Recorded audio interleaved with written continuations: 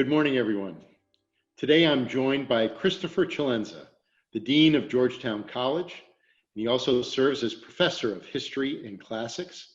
And Chris, I can't thank you enough for your leadership in our community and for all of the exciting work you have underway at the college. And thanks for taking the time to join us in conversation this morning.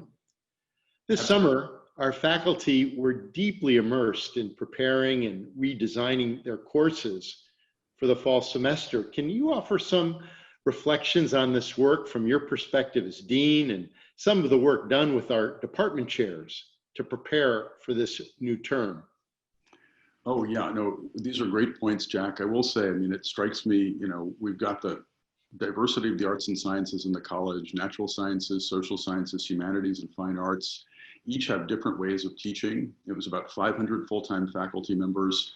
And I think what every single one of them would say is, if they had had their preference, we'd love to be in person. And, we all were hoping that we'd be in person, but we all realized we had to be prudent and practical and that there was a chance that we might be online. And so I feel that we really partnered well with our wonderful Center for New Designs in Learning and Scholarship that's headed up by Eddie Maloney. And they designed a whole series of course design institutes, and our faculty, just about all of them, took them. In fact, the only ones who didn't were ones who had already built expertise in, teaching using online modes. And at least thus far, it seems like we're off to a smooth start. With the aid of Bob Groves, our provost, we're surveying students every few weeks and we're getting results in. But it really did feel like over the summer, this was a time to dig in. And I have to say, I've never been prouder of our faculty, first of all, for devoting this time to this new and unexpected thing. And then, of course, our team of chairs. We've got 26 department chairs in the college and 12 program directors.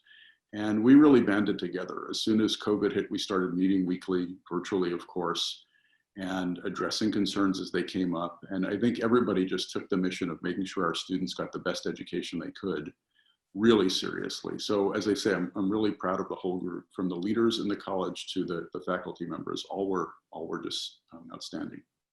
Thank you. Thank you. Now, as we work to respond to the challenge of racial justice, our various schools are thinking deeply about our faculty and about the diversity of our campus community. Can you share with us a little bit about how the college is thinking about the challenge of racial justice? Yeah, there's a few ways I think I could characterize it, Jack. The first is really for the last 3 years, we've been very attentive to diversity in faculty hiring. And so I created a vice dean portfolio to think about diversity and inclusion. We worked with our chairs and our hiring committees to make sure that we're looking as broadly as we can for excellence. And sometimes what that means is expanding your normal networks when you're hiring. It means making personal calls to underrepresented scholars and disciplines and saying, what are your networks? Who are the people we don't know about? So I'm very proud to say over 3 years, we've had demonstrable results, really increasing significantly our underrepresented faculty. It's a first step. We have a long way to go, but I feel like we're building a culture. So that's one way is, our faculty really are the engine of everything, right? Without them, our students won't have the best education. Without them, so that really felt like something we had to work on and keep working on. It's a front burner item. That's the first thing. The second thing is, in the more immediate context, after the killings of George Floyd and Breonna Taylor and Ahmaud Arbery, and all of these instances that I think were known for decades, if not centuries, to communities of color, but have come into special relevance now that we see them recorded, on cell phone videos and so on. They're really, very obvious to people. We also felt like we needed to do a little more on the student and the educational level. So what we're mounting in the spring is basically a course that will have a 1 credit manifestation, i.e., 1 hour or so a week, and a 3 credit manifestation, about 3 hours a week. Specifically on anti-Black racism in the US. It'll be team taught. All the real significant work was done by my colleague, Vice Dean Soika Colbert, Professor Colbert, and Professor Robert Patterson, African-American Studies. They'll be the instructors of record, but every week they'll bring in another expert in different areas. And I guess to me, I think that's important because I think we should make sure we know about things like Jim Crow and Reconstruction and the structural effects that had, or massive instances of redlining in a lot of our big urban areas.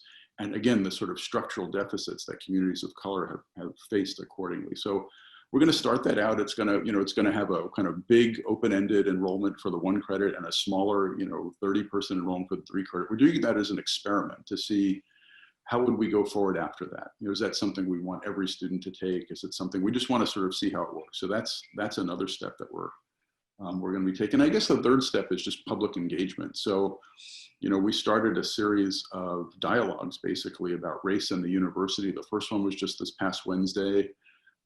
Again, Professor Colbert had the biggest hand in putting this together. We collaborated across schools with the School of Foreign Service. Professor Scott Taylor was the moderator. We had Professors Gwen Michael and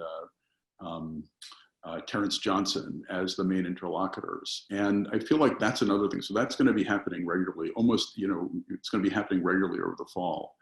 So I feel like that kind of open dialogue with our experts, how does the university contribute to this mission? That needs to be out there too, so that we can hear input from people who hear those more public oriented conversations.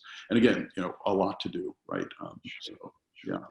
Talk to us a little bit more about the role of the arts and sciences in undergraduate learning and research. Yeah, I think the great thing, the college, as you know, there are older documents that call it the College of Arts and Sciences at Georgetown. And, everyone always wonders, well, what does that mean? And I think, we could think about it just in terms of discipline. So technically, right, the natural sciences, the social sciences, the humanities. We also have the fine arts. But I think at the deepest level, it's this. All of those fields are so different. They each have their own ways of learning, of researching, and so on. But they all share one big commonality, and that's the search for truth. And so I think that's an important thing to have foregrounded for our students, that there's different ways to get there, right? But that we have to try to get there, even when we might not reach it as quickly as we want. So that's the first thing. The second thing I think is that, at any university like Georgetown, where research is a big part of what we do, I think it's imperative for our students to have the ability to really join in that research process. Maybe it's the ways that are more familiar. You join a lab of a biologist, right? And all of a sudden you go from just, not knowing much at all about a subject to realizing you're an integral part of a research project. Maybe you're a co-author on a paper. Maybe you're sitting next to, one of our professors in an archive, a historian, and you're realizing, wow, there's evidence out there. I have to learn ways to sift it. I have to decide if something's authentic, what has more value. And I think what's important about this is that it's not so much that most of our students will go on to be professional scholars, because of course they won't, but they'll leave the university realizing that they've learned how to learn, right? They've learned how to, dig into things, and they've really learned how to sift through evidence so that they can come to informed judgments. I guess in that sense, to me, that's the most important thing. It's really about citizenship going forward. Thank you. Thank you. Now, there are a growing number of opportunities for our undergraduates to engage across our schools. Can you talk about some of the ways that the college is facilitating this cross-school engagement, and why is this so valuable for our students? Yeah, no, I guess two things come to mind, at least two. So the first is, I was very happy that we were able to do last year a joint hire between the medical campus and the main campus. So Bob Groves, our provost, was instrumental, and then within the college. So it's really between the medical campus and our English department in the college, of a scholar named Lakshmi Krishnan. And what she is doing is she's really heading up a new program in what we call medical humanities. All the ways that, say, medical science interacts with the humanities, from, how could an aspiring doctor learn how to observe things better by looking at art history or by looking at literature, right? How can they engage in that process of learning?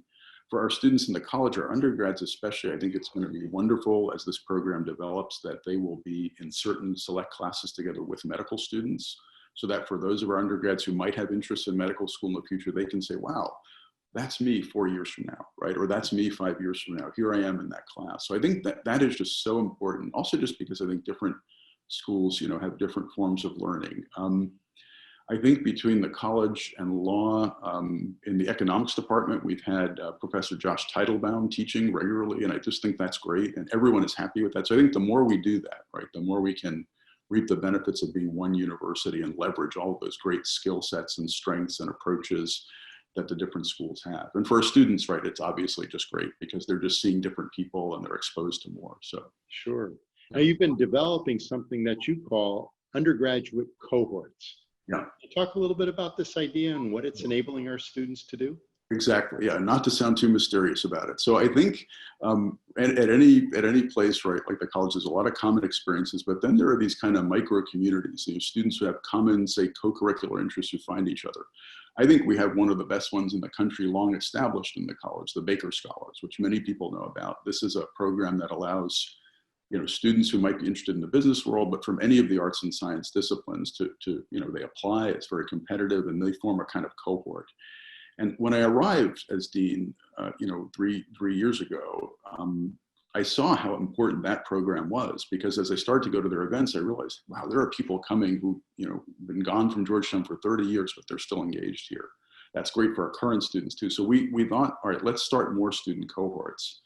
And one of them is now up and running thanks to the great work of my senior associate dean, Tom Ciarolanzio. We call it the Social Responsibility Network. This is for students who have interests in nonprofit work and education to an extent. We have a board now of 8 Georgetown alums, all of whom are working in those sectors. Some are as recently graduated as a couple of years ago. Some have graduated in the 80s, so there's a kind of span there. And it's just been a wonderful way for students to learn about, well, what's it like to work at a foundation? What does that work do? How does it work in the world? How do you do that kind of thing? And so I feel happy about that. I'd hope as we go forward to develop others, maybe for pre-law. A lot of our students go on to law. It would be great to have a little bit more of that, interchange while they're there. So I guess the big thing I'd say is it's the power of not so much the extracurricular, but the kind of the co-curricular activities, right? Things that are almost like coursework, but not quite, right? They're not graded, they have more sociability and so on. And talk about the humanities a little bit. In January of this year, we launched the Georgetown Humanities Initiative. Exactly. Tell us a little bit about the initiative. Well, again, this is when you always feel kind of proud of your colleagues, right? Because, it seemed like there was a lot of interest in doing something like this when I arrived. And it seemed like the right way to go is to just do it in what you might call an emergent way, to try to see where were the energies out there. Let's see if we can kind of sponsor some things, and then to gradually keep formalizing it over time. So before that January launch, we had already kind of gotten a wonderful group of about eight or nine or so really interested faculty members to try to think about what we would want to do and projects. And we had set aside a little funding to sponsor projects. And then in January, we were able to appoint someone I know you know well, Professor Nicoletta Pireddu. She's in the Italian department. She's a comparative literature scholar. And one thing I love about her approach and what made her such an appealing potential director was she really believes that any project the Humanities Initiative, and we hope eventually Humanities Center does, will involve undergraduates as well as faculty members and graduate students potentially. In other words, that undergraduate education and formation has to be part of that whole work. And so, at the most basic level, it's the study of literature, history, philosophy, the arts. How does that enrich you? How does that again make you a critical thinker? And I guess most importantly, how do we do that together, right, as a community? So I'm thrilled with the way it's launched. I think we want to keep working on it. Well, thank you, Chris. Thank you for your great leadership of Georgetown College. In closing, any last words you'd like to share with the members of our community? Well, thanks. It's a great community. One thing that shines through to me every day is this power of the Jesuit notion of the whole person.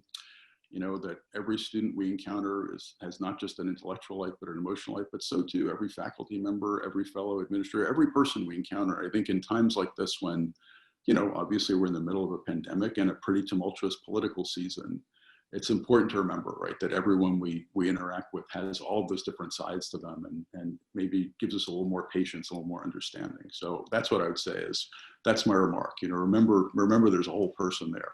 Thank you.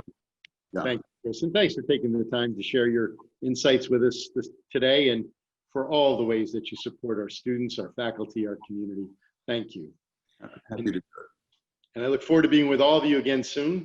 Take care of yourselves and take care of everyone around you. For every Hoya, everywhere.